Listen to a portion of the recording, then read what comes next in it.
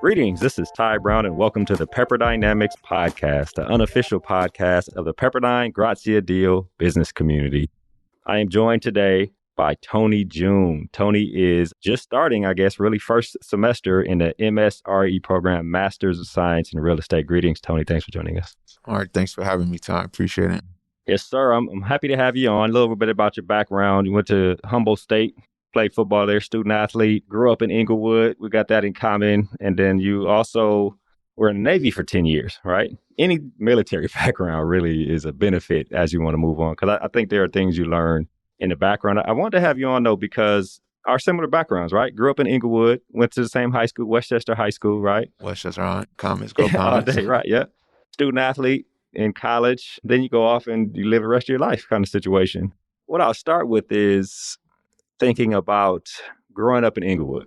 You know, you get off to college and you realize there are things you didn't learn growing up in an inner city school district. There are parts of LA that are worse than Inglewood, but Inglewood had its ups and downs. And then, you get to college and you realize, and then when you continue on, me being an MBA student, as I was starting this journey, I'm like, oh, there really are things that I didn't really learn growing up from then. So I guess the question is, Inglewood, the difference in when you graduated and I graduated was almost about 10 years from high school, right? Yeah, it was 2004. Okay, so me graduated in 96, growing up in LA and Inglewood in the 80s and 90s. 80s, it was crack epidemic, which affected my family, right? My pops ended up being a drug user on crack. And then, gang violence, all this. I imagine by the time you got to high school, it was still going on. I think it was changing to more drug territory, but it was still gang violence. And you got to figure out how to navigate those streets. Talk to me about how that has informed your way of maneuvering throughout life, military, student athlete. Now we're here at this MBA program. I mean, your master's program. Talk a little bit about that. So for me, it was a little bit different. So I grew up, although I was in Inglewood, church was a huge influence on my life. So the drugs was there. It wasn't as much crack and stuff when I was kind of like coming up, but it's big gang violence. So white tees, oversized, bagging your jeans and everything. So for me, it was like, hey, you get the gang life, which is like you and your boys, y'all do whatever. But for me, I was more a little taken back. So I'll always kind of like be in the background. I'm watching the activity and stuff, but I'm not really saying much. I'm just kind of keeping my eyes out and keeping my head on the swivel, being aware of what's around me. So I think that was probably for me how it impacted me the most. Like knowing who the boys were, knowing everybody, but at the same time, just kind of like being back a little bit, watching situational awareness was, higher. And then just making sure that I was making moves, in accordance with kind of what I wanted my outcome to be, right? If I knew that, did I want to take fights or did I want to fight a lot? Did I want to or not? Because the choice is there, right? If I want to or have the opportunity to be a little bit more rambunctious, okay, then I'm going to take the bus, I'm going to do this, or, So just for me, it was more about knowing what to do and what not to do by kind of watching and then adapting my personal strategy accordingly. So, and I think that's how I still am. I think Tupac had a saying, when you grow up in LA, right, you're aware of the things around you. And I was the same way. I'm aware of everything. If you got to get in the mix, you get in the mix, right? I prefer to stay out of the mix. For me, I didn't want to disappoint my mom. I'm a mama's boy. I didn't want to disappoint my And so if you got to get in the mix, you get in the mix. If not, you be aware, right? You know which guys are which. You understand. You see a car somewhere like, I don't know about that here, is that kind of thing. So I took that with me to Michigan State. And then when I used to go to Detroit, I was always uncomfortable because I didn't understand the streets of Detroit like I understand it. You know what I mean? So, but you still knew character, right? You're like, okay, be aware of what's happening. And I do like the fact too, just like you said, like, hey, if you got to take that contact, you're familiar. You're not afraid of it. You just realize that, okay, this is the situation. And so you adapt accordingly. And so it really helped me a lot thus far in my life. When you're aware that young, elementary school, and because elementary school, we had people, everybody, you know what I mean? Elementary school, junior high, high school, when you're aware that young, there's a certain manner of introspection or self-awareness that I found certain people have, that in the moment when something is happening, they are paying attention to what's going on around them, but they're also gauging themselves at the moment. How am I going to react in this situation? Am I going to let my emotions take control of things, right? Or am I going to make the decision that this may not be a situation I need to be in, or do I need to be in this situation? Right. It's interesting you say that because I never thought about it like that, but that's exactly what I do. It's the grit, right? The grit of the streets. And you get it from other ways, but both of us grew up in Inglewood. It's a similar situation. I wonder about being a student athlete, Humboldt State. Now, I was a walk-on. I went to Michigan State and tried out, didn't make it, and then tried out again and made the team. But Humboldt State, tell me about that experience and what it laid for the future. So my football history is a little checkered, so right after high school, I didn't get any real offers. I think I had, junior colleges want me, but, you want to go D1. Yeah, right. So I couldn't go really D1 because I was, I didn't get any offers. So I went to go walk on. But I walked on down. I went to Southern University. Okay, yeah. Black college is my first year. Okay. Then walk on, make the team. I was going to redshirt. But then Hurricane Katrina happened. Oh, yeah. And so that forced me out of that area because things were getting real kind of like hectic down there. So I ended up coming back home, went to junior college. I played for Elko and got a lot of good exposure there to like what real talent is. A bunch of our guys went D1. They wanted me to play 2 years there, but I wanted to play D1. You was ready to get there, yeah. So what I ended up doing was a couple of my friends from high school went to Humboldt and I felt like I was better athletes than them, and they made the team. So I just was like, okay, instead of playing 2 years at a D1 school, I'll go play 3 years at a D2 school. I'll get more film. But, it's the way the cookie crumbled, right? I probably could have stayed at El Camino and, did something different. But that's how I ended up getting to Humboldt. I got up there, played receiver. I didn't really like coaches. Like, I heard them made a comment, something like, these LA guys, it's going to be the last year we get these guys. And it kind of just rubbed me the wrong way, So just hearing their strategy toward certain players, it just made me turned off from. And so I kind of like explored other positions and stuff. If you look at like my last year, I think I'm listed as an athlete because I moved to the defensive side of the ball just so I can have fun. My last year, I technically got another year of eligibility. Probably never used that. But I ended up transitioning from football in a physical, competitive kind of like state to debate. And that was what really kept me to graduation because I was able to still have those competitive juices, but it was in a different arena, So I went from competing as an athlete to more as a student. And so that student-athlete transition happened for me pretty much right there where I started, using my mind more. Yeah. Debate is interesting, man. It's a mental competition, like you mentioned. And you come into it almost fresh off. I was just competing physically. Yeah. And there's a grit to me. Now, I understand you guys are all competitors, but I'm coming in here like, first, let me learn how to debate. Yeah. And then two, I'm trying to beat y'all, everybody in the room right now. And there's more, so we did world style debate up at Humboldt. So it's more like a stylistic thing too. So it was manner and your matter. So what you saying plus how you're saying it. So I used to think I was a savvy kind of guy. I studied communication. And so I was just kind of like looking at the different styles of guys that debate. And, some are really prim and proper, but some will just break it down for you. And so there was power in both kind of methods. So I like to kind of like do like a hybrid of it all. Like, okay, I make sure I remember certain points, but then I'm just going to break it down to you so you could kind of get the gist of why this is okay or why it's not okay. And so I had some success with that. I won top 10 speakers a few times, so it was good, man. It was really eye-opening to, which kind of propelled me to where I am now that, hey, you don't have to compete physically. You can also compete mentally. And which was the biggest eye-opener for me, you can get some of the same satisfaction. That was big for me. Yeah, that's excellent. I think when I first met you and you told me debate, I said, was it like Denzel's movie about Wiley College? Was it like that? Yeah, it was like that. Oh, man. Really? Yeah, because like you stand up, people saying what they got to say. You stand up, you want to rebut, and they let you get into the conversation or not. And it's, a style thing too. Like if I know this guy over here, and back to the competitive thing, he's not a great speaker. So I can get him. So yeah, no. As soon as he pop up, I'm letting him in. Really? Go ahead, say what you got to say, because I'm finna just destroy. Oh, wow. Yeah. Compared to the other guy who's a really good speaker, I'm not letting him in. You gonna stand up and talk? I'm gonna let him stand up, but I'm not gonna give him the floor because I can't afford it. You You know can't what I'm afford saying? that loss. In the Yeah. tactical way, the gamesmanship of it all, you know? So it was fun, man, but it was different. So we're here at Pepperdine, Master's of Science in Real Estate. Of course, you spent 10 years in the Navy. And now my assumption, I'm not military. My assumption is that 10 years in the military, there are things that you learned and did, whether it be projects, programs, products, logistics, tactical things, whatever in the military that you either are using now or don't even know that you will be using in the future, right? Talk to me a little bit about that military background, how you bring it with you here working on this Master's of Science in Real Estate. So 10 years in the military, like you said, in the Navy for sure. I tested into the Naval Nuclear Program. So even though I had my degree, I didn't go the officer route. I enlisted, which is a whole nother conversation on its own. We could talk about that later. But, I, as an enlisted member, already had my degree. I was a little bit older than the standard enlistment personnel.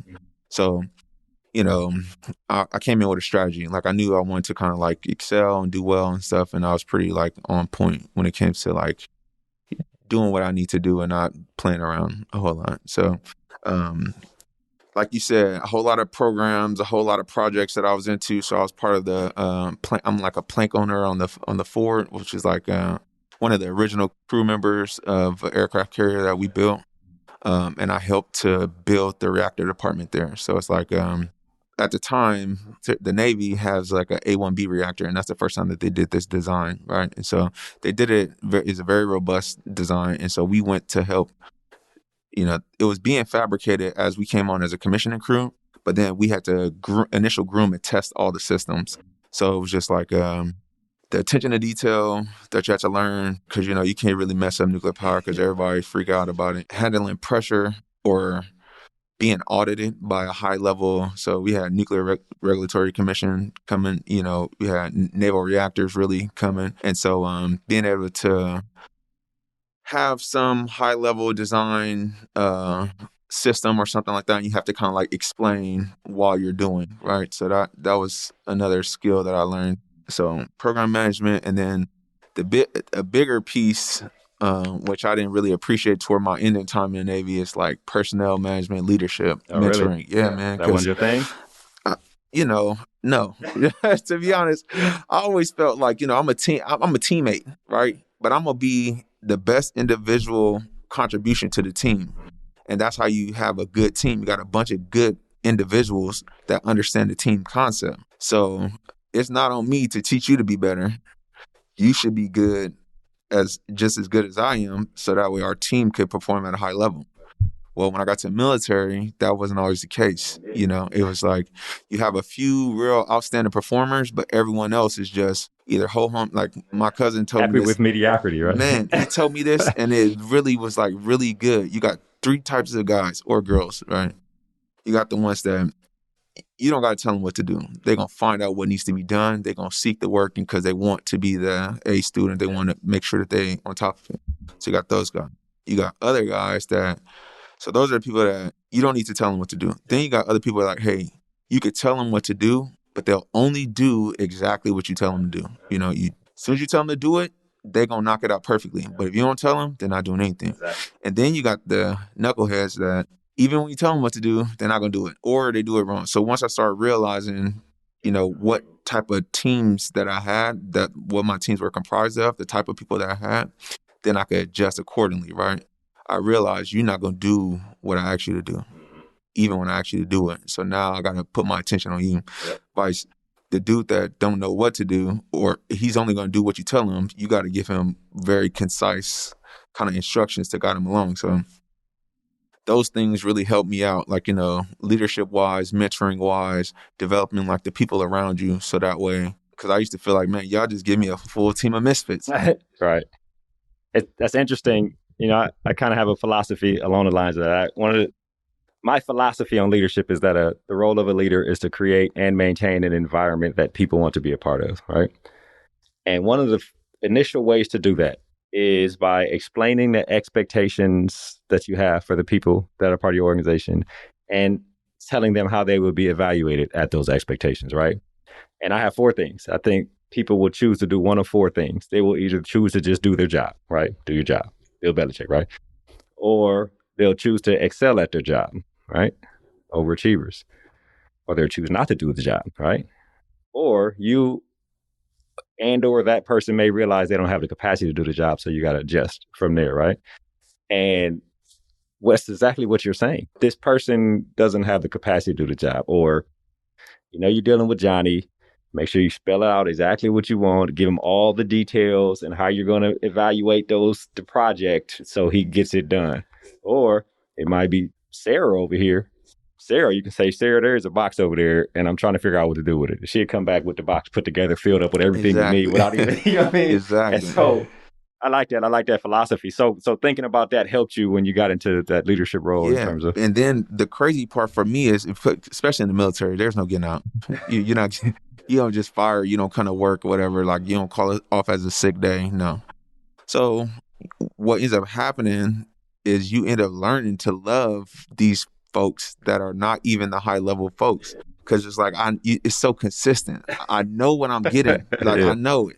Yeah. When you come to me and you have these issues, I know you haven't read to the bottom of the page, because that's how you are, And so you learn to love these interactions, because it's like, and I think that's what really captures like the senior enlisted like leadership in the military. That's what keeps them going, because they see this potential here, and they're crafting this potential, and that almost got me locked in there. You know what I'm saying? When I was up for chief, it was like it almost got me locked in there. But I just I had to revert to like, this is not really what I came for. So I got super interesting. So now we're in this Masters of Science in Real Estate. Tell me about that, man. What's happened? Where we are, a month in or 2 months? How long we been in school so far? So it's been about 3 weeks. Yeah, 3 weeks in. 3 weeks. Yeah. So it's full pivot.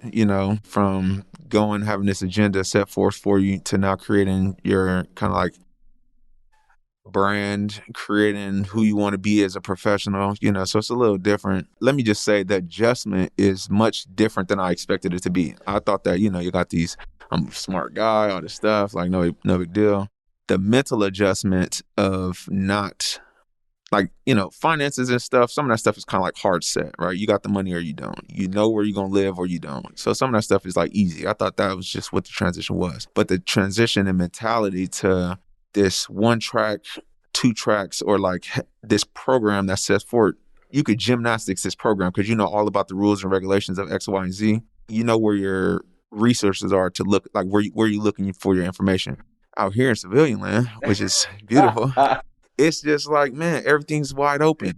Whatever you want it to be, the world is you yours. can create it. Make it happen. Yeah. And so it's a little bit, it's not overwhelming because, for me, I have a specific like focus in mind. And so like you're getting to with your point, how did I get to master real estate? Well, my last couple of years, really like my last 3 or 4 years in the military, I knew that I didn't want to do my specific job. I was like a water chemist, right? Water chemistry and radiological controls supervisor at that point. So I was just like, I know I don't want to be doing this forever, analyzing trends and stuff for water analysis forever. So I just started I just went into myself, I guess, and I just started like brainstorming like what I really want to do, crafting it out, writing out my notes when I'm mad at the world, in my rack. I'm just painting this beautiful picture of like what a great organization or corporation would look like that I'm in charge of, And so now I'm crafting it out. Well, 2-3 years later, as I'm looking at my strategy for implementation, how am I going to create this enterprise I want? Land acquisition and real estate is one of the key components of my strategy personally. So I ended up coming to Pepperdine because I looked at a few programs out there. I applied to a few, but the way the cards landed, having the desire to be closer to family because I've been gone for 10 years. All my sisters had babies and stuff. I want to be, I want to maintain the family unit. I know the story. Exactly. I know the story. Then, Pepperdine was a good fit, so that's how I ended up getting to this master's real estate program. And I'm really excited about it, really, because USC has a master's real estate program, but they're more focused kind of on development. Same thing up in Berkeley. Berkeley has a program, but they're more looking at, sustainability, city planning, kind of like urban development like that. Well, Pepperdine's program is unique in the sense that they're looking at the finance side of the house. Right. And to be fair, you can't develop or have all these technologies in your building that are going to maintain your eco-friendly kind of like way of life without the financing of it, right? Knowing how to stack the capital, financial structures, all the stuff that I'm learning these 3 weeks here, right? So I'm really excited about it, man. I had back in those days when I was like brainstorming, one of my goals, top 10 goals, I want to be a numbers guy. I didn't know it was going to happen like this, but now it's coming yeah, fast. coming to fruition. Yeah. That's what happens, man. Strategize it out. That's right. Like a project. Hey, plan, plot, strategize. All day. Yeah, right. I asked a couple questions here and then we'll wrap. Vice president of the, what is the name of the organization that you're vice president? So PREA here is Pepperdine Real Estate Association. Pepperdine Real Estate Association, right? So you just got elected as vice president. Vice president, yeah. Congratulations on that. What is your vision being involved in that? And I asked this, I'll tell you why I asked this. Some people are in organizations because it's a resume builder. Some people in organizations to network and have a community. Some people in organizations because they want to leave wherever they are better than they found it. And all of them are good reasons, right? Tell me about your reason for being involved. You're vice president now. Tell me a little bit about that in terms of the student organization. Yeah, so the real reason why I want to get involved is I just want to submerge myself kind of like in real estate and understanding, because I'm doing this pivot in my career. At the same time, come from the background, I'm not just going to do stuff just for the name. Yeah, right. Exactly. I'm not doing it just for the bullet point, yeah. For the eval or I say eval, but it's really for the resume credibility, whatever it is. Yeah. So my idea is I want to make sure that our cohort gets what they need in order to be like influential in whatever market they choose to be in. And of course, that's going to come with the skill set that we learn from the professors, but also like the networking of it all, right? CCIM is a big like designation, and this program is like a fast track for CCIM. Big picture, I just want to not necessarily leave it better than I found it, but I just want to maximize the experience for our cohort. And so I'm just trying to put on a few events, or at least find, and it sounds a little crazy, but I just feel like guest speakers are like, we have a whole speaker series. Yeah. So what can we add to our cohort, to our program, that's going to bring us to a high level competency, or like, I know that real estate is a lot about networking. So, what type of networking matters, not just like networking, going just to go, but no, what kind of things can we do that are going to actually make a difference for us in our cohort? And so that's really my thing. And then I chose to run for vice president because like I said, I kind of like being in the background, looking at situations and then adapting accordingly. I don't mind being a guy, being up, making the speeches, but I'd rather read the speech and help you write the speech prior, help you practice for the speech, and then boom, be there, support you to do it. Because it's almost like a mentoring thing too. Like one thing I learned in military, sometimes you got to manage up and down, right? So just because this guy got a position over me doesn't mean I'm not having influence on how he's doing things. Same thing underneath me. You got to manage up and down. So, I'm okay with the vice president. It's well suited for how I want to be. Yeah. It's a good thing. And whether you say it verbally or not, you do plan on leaving this organization better than you found it if you want to take it beyond just guest speakers, which a lot of student organizations just leave it like that, right? You want to actually find some tactical, valuable touch points that everybody leaves from it feeling enhanced because they were involved with the organization. Yeah, I think that's an excellent thing. Well, Tony, this has been an excellent conversation. I will say one last thing. I've heard you say it a few times in different forms, but I do have a philosophy that I've adapted, and I say a whole lot after my mother passed away, getting fired from a job, a whole bunch of other things happen, is that the key to a peaceful existence is to master the ability to adjust accordingly. In life, what we got to do is adjust accordingly. Adjustment may take 1 year, may take a day, may take 10 seconds, may take 10 years. But in life, the key to a peaceful existence is to master the ability to adjust accordingly. I think you're doing that well in terms of coming here. Thanks, man. I would say I'm a highly adaptive creature. So yes, sir. Makes sense. I appreciate you joining us here on the Pepperdynamics Podcast. And thanks for having me. Great conversation. That was Tony June. Tony is a student here at the Graziadio Business School studying the Master of Science in Real Estate. And of course, this is Ty Brown with the Pepperdynamics Podcast. And keep in mind, the role of a leader is to create and maintain an environment that people want to be a part of. And as always, be better tomorrow than you are today?